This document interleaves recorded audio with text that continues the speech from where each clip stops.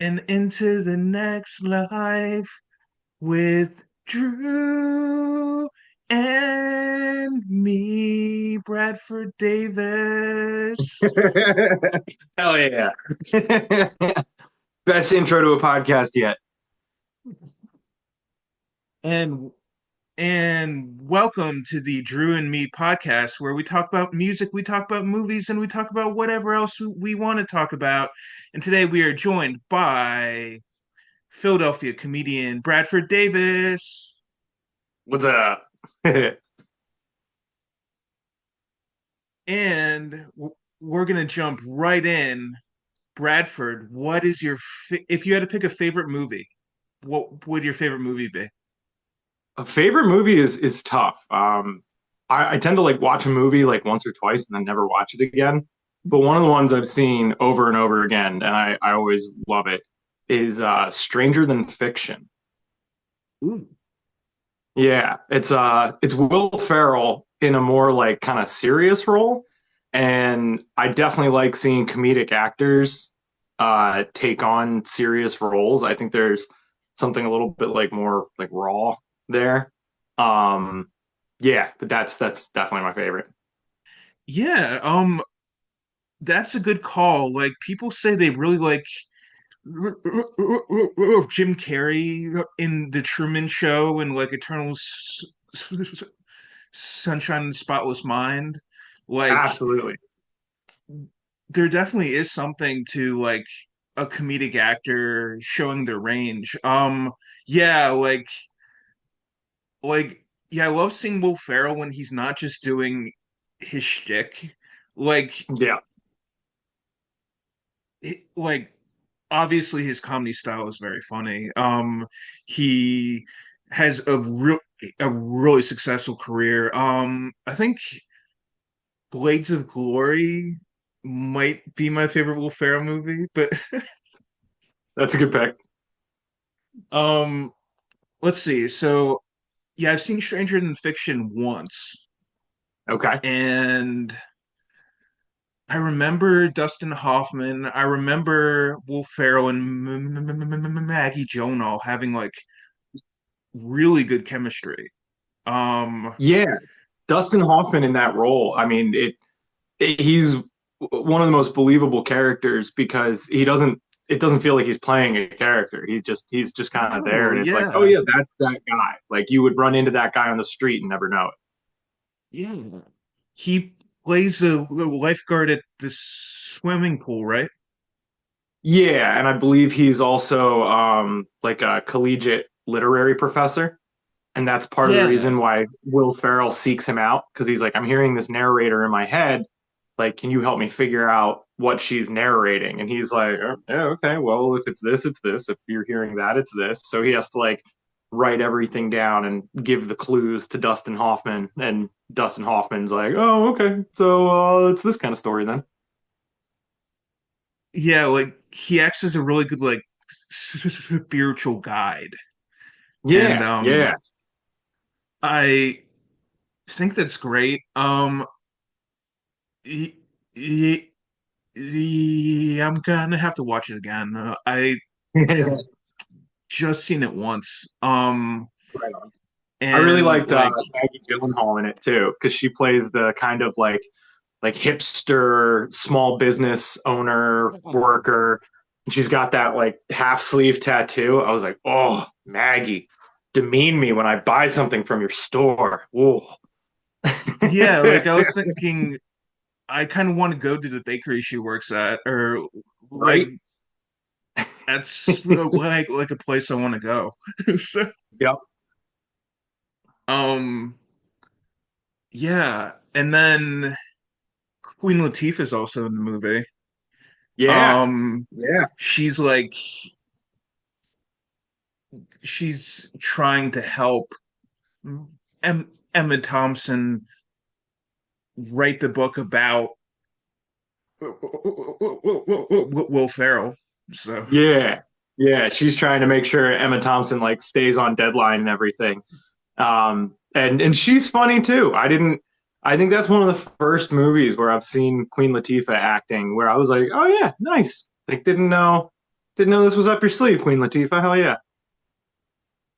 Yeah, I kind of feel like that was like a really smart like casting decision, and sh- like Queen Latifah's been able to like carry her own movie before, but I feel like this was Mhm. good to show her in like a strong supporting role, and that Yeah. she could kind of be she could be more of a foil rather than have to carry the movie.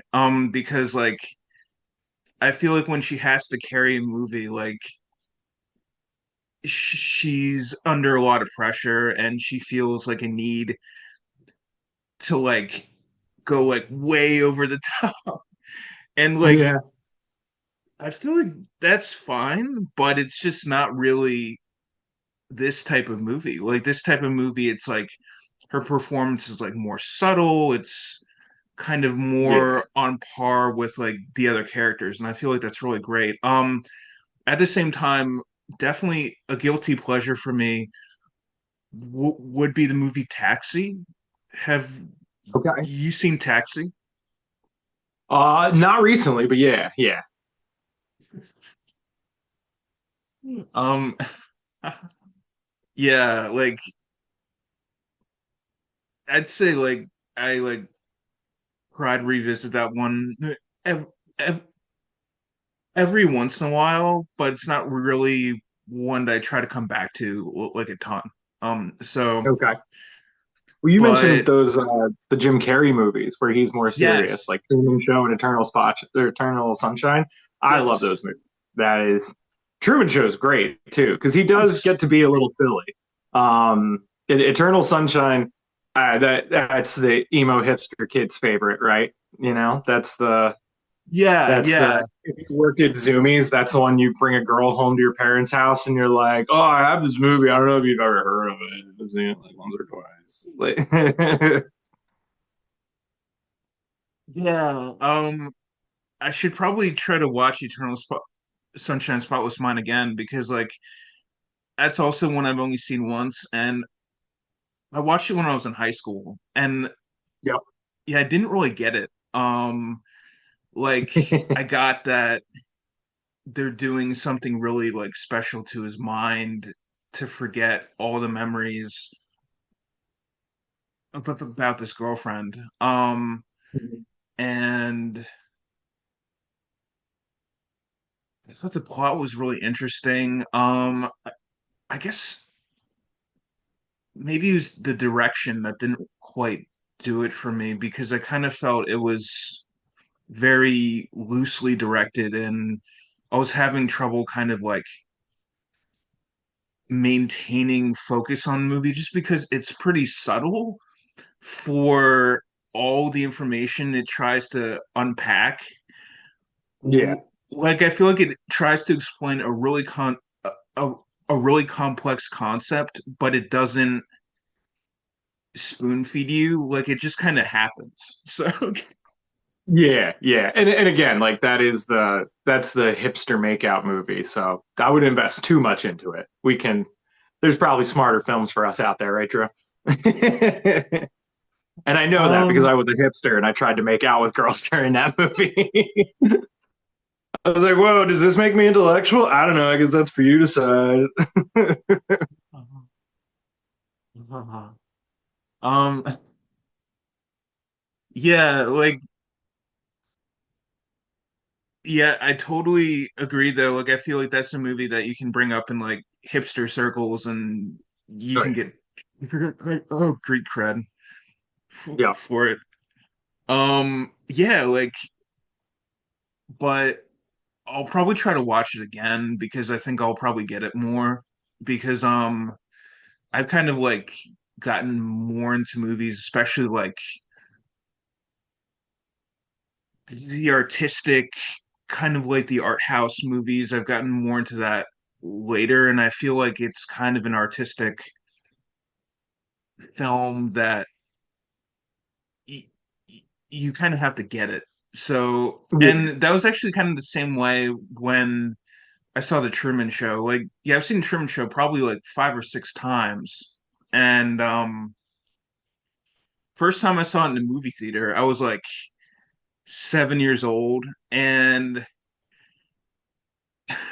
I didn't really get it. Like, I just kind of saw all this stuff happening, and yeah, I didn't get that. Oh, he's in a TV show. Like, Right. this is a this is like a show about his life. But in watching it subsequent times, like I really started to get it. And yeah, like Well, yeah, that was I like the agree. I first think like meta, Jim right? Carrey is he's so solid in it, and he's so convincing of like someone in a TV show, but he doesn't actually know what's going on. It's so great. Right. Yeah. Yeah, like for that movie, I kind of also like that like Paul Giamatti's in it, and Oh yeah. Love me some Paul Giamatti. Woo. I will watch a movie just because someone's like, "Oh, Paul Giamatti has 3 minutes in this film." And I'm like, "Yeah, like what's it about?" And it could be a horrible movie. Not that he's in those because he's Paul Giamatti, but like if it was a horrible movie and they're like Paul Giamatti just sticks his head in the frame for like 30 seconds, I'd be like, "Cue it up, let's go." yeah, like he has such a great presence about him, and like his enthusiasm and the energy he brings, and like his sarcastic, caustic way that I feel like is so strong that Yeah. he can like really command the scene, even if he's kind of not in the movie that long. So Well, and like in like Cinderella Man, when he's Russell Crowe's like basically agent and friend, hmm. I'm you're supposed to be rooting for Russell Crowe to like beat the crap out of this guy, and I'm rooting for Paul Giamatti to root for Russell Crowe. Oh, let's see. I think I've only seen like little parts of Cinderella Man, but That's a pretty good one. I like that movie. yeah, I remember watching the trailer and seeing that Paul Giamatti was like the trainer, and I was thinking, that just sounds like a great role for him. Yeah, yeah. No, I should go back and look because I remember Russell Crowe got into some trouble for starting fights everywhere he went, and so now I'm really Oh, curious if that happened before or after Cinderella Man. A little bit of oh, a chicken and the egg story right there. Like, did learning about boxing make him want to fight everyone, or did he just want to fight everyone? And they're like, let's put him in a boxing movie and see if we can get him to tucker out and stop beating up people in public. yeah, like maybe he was just like so jazzed up from doing like Gladiator, like he was just used to like wailing on people. Yeah, exactly. He had too many violent movies, and he's like, I can go through life like this. And the rest of the world was like, no, no, you can't. That's assault, brother. Yup. Um, yeah, like I feel like he's an actor that I'm actually like concerned about. Like just because like when he's not acting, like he seems to just kind of want to start trouble at some point. But he is from a different country. Like him being from For sure. Australia, like I feel like the culture is very different there. Yeah, I think they're a little more rowdy. I don't know. We get pretty rowdy. I mean, if you saw what happened with the Eagles winning the NFC Championship, got a little rowdy. Yeah, I heard about that kid who fell from the Oh, lamppost. yeah, that's It's really I, sad. it's That's really sad and incredibly sad. tragic. Yeah, especially because it's a young kid. It's God, it's hard not to make jokes about them. Oof, that is.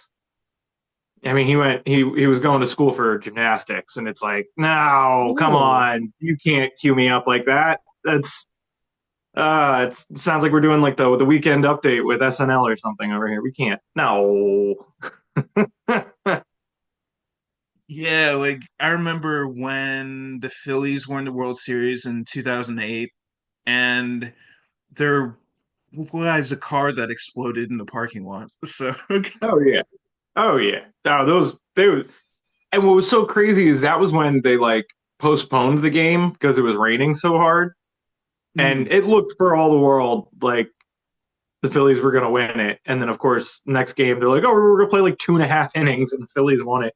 So there was just like a nonstop party in Philadelphia from postponing to when it actually happened. I'm certain there was a large population of people just getting checked into hospitals for alcohol poisoning. And as soon as they got that saline IV, they're like, all right, so we're going back out. We're going back out. yeah, like there is something about the area that the stadium's located in. Like that Oh yeah. particular part of Philadelphia is oh, like I wouldn't say it's rough, but it's kind of like a party. All I'm saying is them boys they know how to party when it's time. It's them boys don't mess around. No, they don't. Okay, so we talked about favorite movie. If you had to pick a Did. favorite Yeah. book, what would your favorite book be?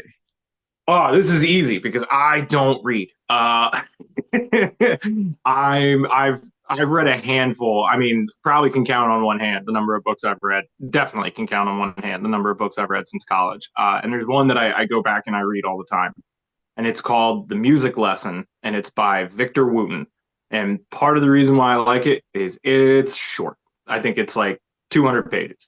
And the other thing I like about it is he actually does teach you some principles and ideas of music through like a creative fiction story.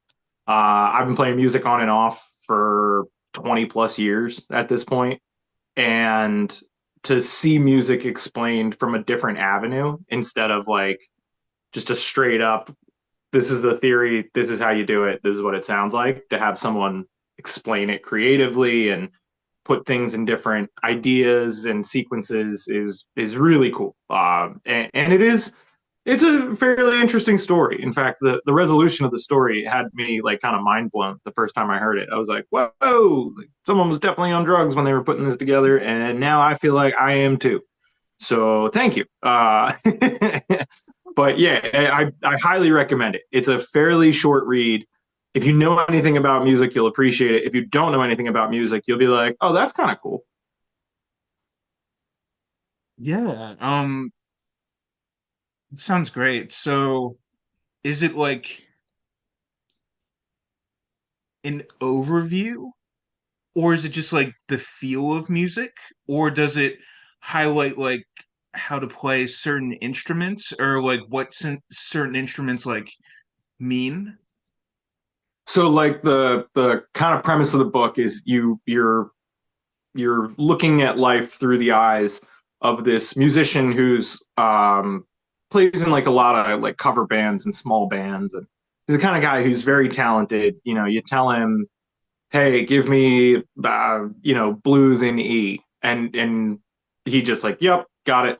um he's a very talented player, but he's kind of like hit a wall, like he's plateaued, and he's starting to lose the motivation to like continue to try and grow his ability. And this kind of super random hippie, possibly homeless dude just kind of like wanders into his life and just starts hanging out with him and teaching him music from like a slightly different perspective. And it's all about there's like a lot of parallels to like life lessons and whatnot. Like I think the first like lesson, like first chapter they have is all about dissonance. And so dissonance is when you hear, a note that and then another note a half step apart from it. And it makes that really uncomfortable feeling in your head where you're like, that's bad, don't do that. That's actually why car horns are so like abrasive to hear. It's not the volume, it's because it's two notes and they're a half step apart. Oh, cool. So yeah, yeah. But he explains how like just because there's two notes that are dissonant with each other when they're played right next to each other doesn't mean you can't still use them together in the same phrasing. You just have to like kind of wander in and out of it. And it's very it's hard for me to explain too because I'm a drummer. So like half the stuff he's saying, I was like, yeah, probably. Like, I don't know. I hit stuff, but that sounds good. Maybe that's why I think it's good. Maybe it's a really bad book. But no, he does all kinds of explanations about like breaking the ties in your mind of why things have to be the way they have to be when it comes to like composing and playing music. And then Okay. that opens you up to playing completely new styles more fluidly. And then it's also this kind of comparison to like life that way. And yeah, it ties up really nicely at the end and makes a lot of sense. But Nice. it at first it's a little like, what am I getting into? Like you get like two or three chapters in where you're still like, what is I don't know if I understand. And then you're the hippie part of your brain either opens up or it doesn't. I don't know. But to me, it opened up and it was like, you don't have to understand. Like the payoff is in the journey. And I was like, oh, okay, I think I get where we're going now. I've done drugs. This works. Nice. So it's kind of it's kind of a book that just kind of washes over you a little bit, and then Yeah. y you just kind of get whatever you experience out of it. Um, Yeah. yeah, I'm actually I'm probably gonna check that book out now. Yeah, it's I'm sure you can get it online. I'm sure it's not expensive. And I know I have a copy around here somewhere, but it has come with me to every like apartment and house I've lived in. So it's probably packed in a box in the basement. But it's a great read. It's pretty quick. And it does actually teach you a thing or two about music, which is cool. Nice. I actually used to write for a music magazine, Oh, called nice. Music Daily, and Okay. I always felt like, yeah, I don't know enough about music to write about this, but I like really enjoyed it, and let's see. So you mentioned you drum. So Yes. like this is kind of a hot take, but I feel like Neil Peart isn't the best drummer ever. Okay. Like maybe John Bonham or like maybe Travis Barker. I could see an argument for John Bonham for sure. I don't know if I'd put Travis Barker quite that high in terms of best drummers. He is very good. I've watched him. I mean, he gets away with kind of like hamming it up back there a lot. Like he's not doing super complicated stuff. He's just having a good time.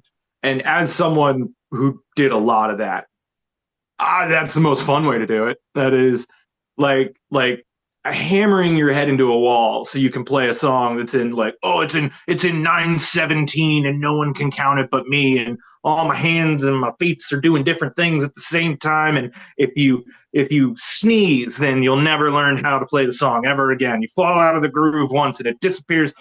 There's guys that are really big into that shit, and like good for them. I don't know, that's cool. I respect that a lot. It's hard to do that stuff. But yeah, when you're just sitting back there wailing, like every note starts from up here, that's a blast. That's a blast and a half. I've seen him doing some like warm up exercises and stuff, and it's like, oh, the guy can play. Like the guy actually knows what he's doing. He's having a good time, but like he can't actually play. But yeah, there's some dudes that like some really old school guys. I mean, like Steve Gadd is just the guy makes sounds out of drums that it doesn't. You're like, there's six people playing that kit right now. There's no way. Like that's a group of people just hanging out playing this really cool song. Like, nope, it's just one old dude just kind of like pouring himself over the drums. And yeah, there's very different levels. Dave Weckl is another dude who plays wildly. I would say, oh, this is going to be such a suburban white guy take, and I hate it. I hate it so much. My favorite drummer to see live is Carter Beauford or Carter Buford. I don't know. There's you can say his name how you like. There's he's the drummer for Dave Matthews Band. And Okay. the, if you just isolate his drums, I'm not going to sit here and tell anyone like Dave's the best band in the world. Nope. Nope, not saying that. That is not my take. But Carter is a sick drummer. And if you ever, I mean, if you just isolate his drum tracks, he's another guy where it's like, I think six people are behind that kit. Like there's a green screen and they're in green leotards and you can't see them, but they're there. And he makes he makes everything sound very effortless. And I've looked up some of the sheet music of what he does, and immediately just closed the laptop. I've been like, no, that's not for me. There's people that can play that, and there are people that probably really enjoy playing that. I'm not going to be one of them. Nice. Like, honestly, when I think about Dave Matthews, the drums is not the first thing to come to mind. Like, Right. usually kind of like think about, oh, the saxophone or like the arrangement or something. And, but I'm gonna have to try to listen to the drums more closely on Dave Matthews. Yeah, he does some very interesting things. I mean, most people, when you say Dave Matthews, they just think of Dave Matthews doing his weird, like, Alaskan throat singing shit. And he's like, like, it's like, wow, who told you to do that, Dave? But I don't know. People love it. That is the band I've seen the most number of times because I have a lot of friends that really like Dave Matthews. And whenever someone is like, yo, I had a friend like bail out, like, you want to come see a show? It's literally a 50-50. Like, I can just flip a coin and be like, is it Dave? It's Dave. Yeah, fuck it, let's go. Uh, like, I think I've seen Dave Matthews like 8 times at this point, and I've paid for maybe two tickets, maybe two tickets. The biggest regret I have about that, because it's a fun time. I mean, it's a fun concert, but the biggest regret I have is that anytime I'm close enough to actually see what Carter's doing, I just sit there with my mouth open, I really hope he's never seen me do that. I doubt it. He seems busy. He's doing a lot with the drums and the band. I hope he's just never like looked out of the corner of his eye and be like, "What is that man doing?" I am so uncomfortable because I just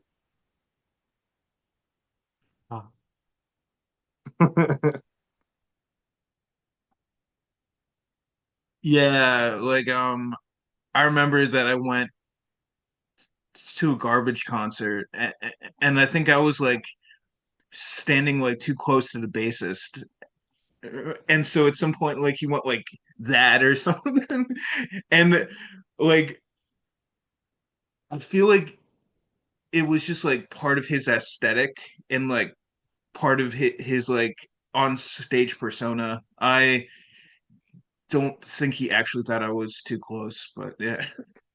that'd be funny if that was like a band, like if that was part of their thing. That, oh, make sure one of these guys is standing right off the side of me so I can push him out of the way because that's what we do and that's what makes us look this way. Like that'd be so great. Like looks at a roadie and just snaps his finger and the roadie's like, yeah. Like brings someone up like, yo, they really like it when you stand right here. And just like one verse later, it just comes up. Oh, did he push you? Yeah, I remember when he pushed me back in '97. Oh man, he's got a firm arm. Let me tell you.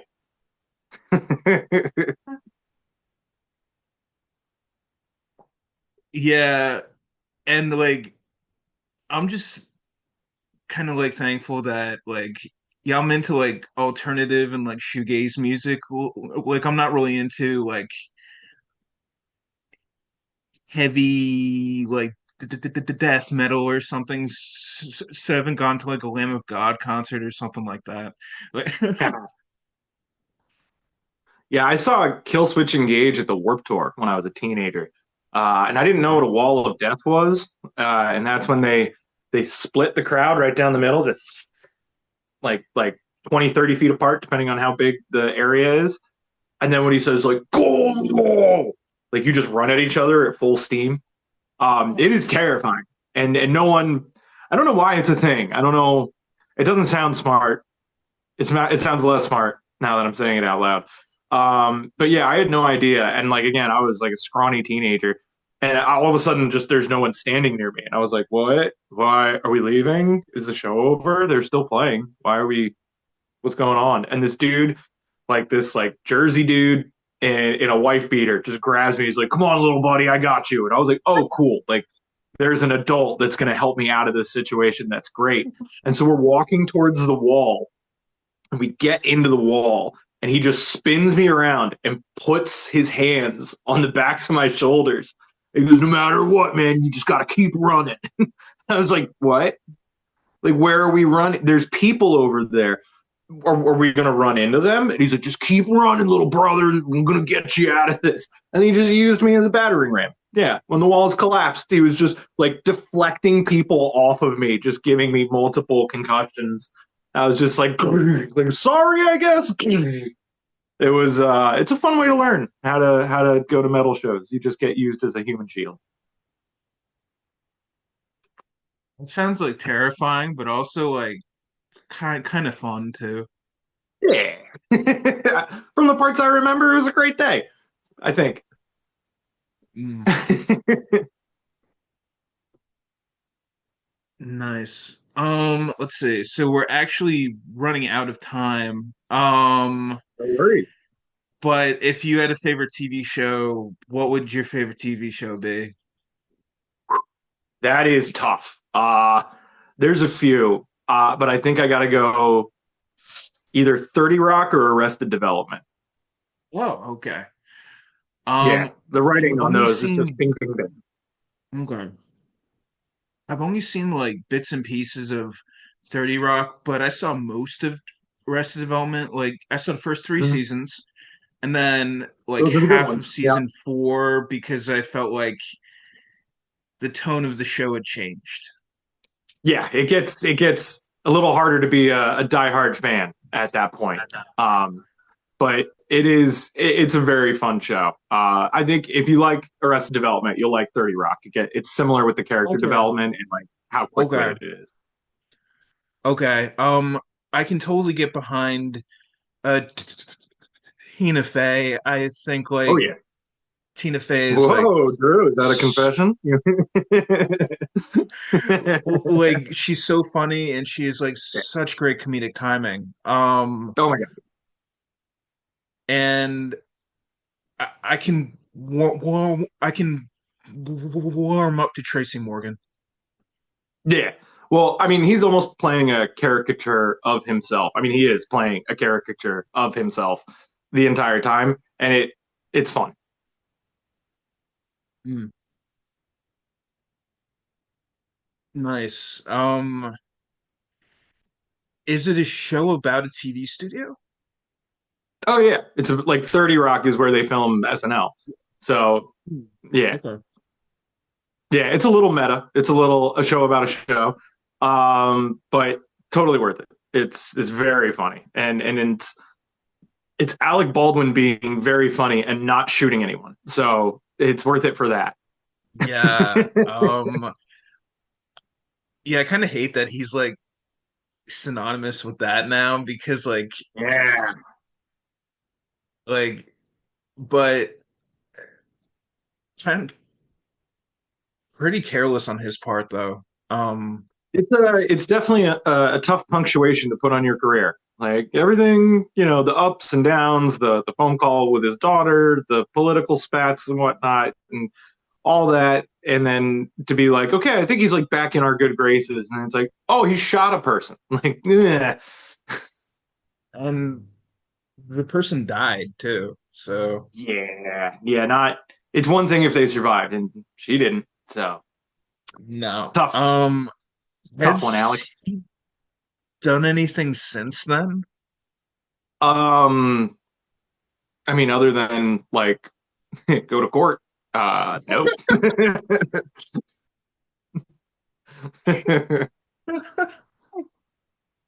Because I feel like before that he was in like a lot of movies. Oh yeah, he's been in a ton of movies. He's got a Yeah. very thorough IMDb page. But Yeah, I think this one was a big deal because like he was producing and directing it or something like that, and Oh, or okay. he was funding it, and yeah, there was lots of shortcuts taken, and Oh, unfortunately, one of those it was in the gun safety department. like I would say use a double and shoot him from behind, holding the gun so Yeah, he doesn't even have to hold it. Yeah. there there's 101 different ways to have not put a real bullet in another human, and they missed all of them. It's almost impressive to miss that many opportunities to not do the thing wrong and kill someone. So I think that was a big part of the court case. Yeah, like why wasn't it just a blank? Like, yeah, Yeah, yeah, a yeah. lot of options, a lot of options. Yeah, let's see. Okay. I'm definitely gonna put 30 Rock on my list. I've seen the first three seasons of Arrested Development a bunch, so I might Yeah, go back to season one because I still think like season one was the strongest. you know what? I'm with you there. I like it. I think it's a little more subtle. It doesn't rely on the characters being the characters quite as much. Um, it's a little more creatively written, and like plausible. But I will say, hands down, my favorite part of 30 Rock is the literal doctor. Everything he says just absolutely crushes me. Like when Tobias Yeah. goes in there after painting himself blue, he's like, it looks like he's dead. And they're like, oh my God, no. And they're like, wait, it's this guy. We gotta ask this guy. And what do you mean it looks like he's dead? He's like, oh, he's got like blue paint or something. He looks like he's dead. Oh man. Yeah, when he like joins the Blue Man group, like Yeah. it's so good. Nah. What were his last words? Well, I guess I blew myself. Like, we don't need to worry about his last words. Let's see. So we are out of time.